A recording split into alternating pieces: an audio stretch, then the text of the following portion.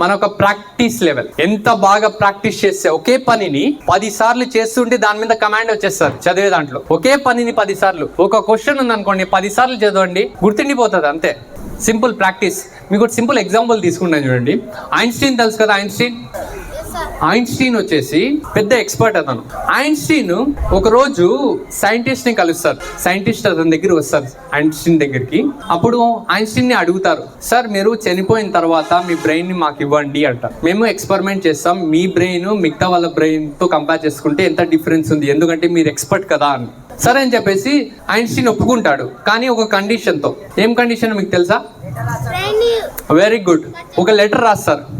ఒక లెటర్ రాసి సైంటిస్టులకి ఇచ్చేస్తారు. సైంటిస్టులకి ఇచ్చిన తర్వాత సరే అని చెప్పేసి చెప్తాడు, ఈ లెటర్ ని మీరు ఎక్స్పెరిమెంట్ కంప్లీట్ అయిన తర్వాత చూడండి అని చెప్తాడు. సరే అని చెప్పేసి సైంటిస్టులు ఒప్పుకుంటారు ఆ కండిషన్ కి. తర్వాత కొన్నేళ్ల తర్వాత సైంటిస్ట్ చనిపోయిన తర్వాత అతని బ్రెయిన్ ని తీసుకుంటారు సైంటిస్ట్ అని తీసుకొని రీసెర్చ్ చేయడం మొదలు పెడతారు. ఇతని బ్రెయిన్ ఒక నార్మల్ హ్యూమన్ బ్రెయిన్ తో కంపేర్ చేసుకుంటే ఏం డిఫరెన్స్ ఉందంటే ఏం డిఫరెన్స్ లేదు. వెయిట్ కాదు, ఏం డిఫరెన్స్ లేదు చెప్పాలంటే. అంత నార్మల్ గా ఉంది.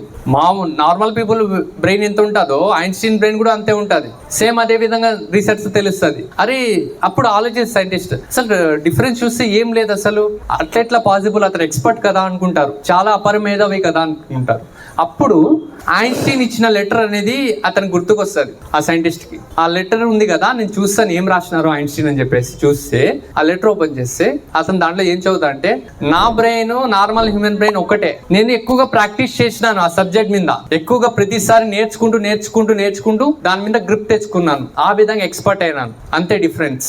మిగతా వాళ్ళు చేస్తే అదే విధంగా మీలో ఉన్న ప్రతి ఒక్క స్టూడెంట్ కి అదే టాలెంట్ ఉంటుంది, ప్రతి ఒక్కరికి. ఆ ప్రతి ఒక్కరు కరెక్ట్ గా వాళ్ళు ప్రాక్టీస్ చేయగలిగితే పర్ఫార్మెన్స్ బాగుంటుంది, చాలా బాగుంటారు, కావాల్సిన రిజల్ట్ వస్తుంది. అలా ఎక్స్పర్ట్స్ ఉంటారు, మీకు తెలిసిన ఎక్స్పర్ట్స్, మీకు తెలిసిన వ్యక్తులు ఉంటారు, వాళ్ళ దగ్గర నేర్చుకుంటే అప్పుడు పర్ఫార్మెన్స్ బాగుంటుంది. Okay, 6 habits. ఈ 6 హ్యాబిట్స్ మీరు తప్పకుండా ఫాలో అవ్వండి, మంచి రిజల్ట్ వస్తుంది.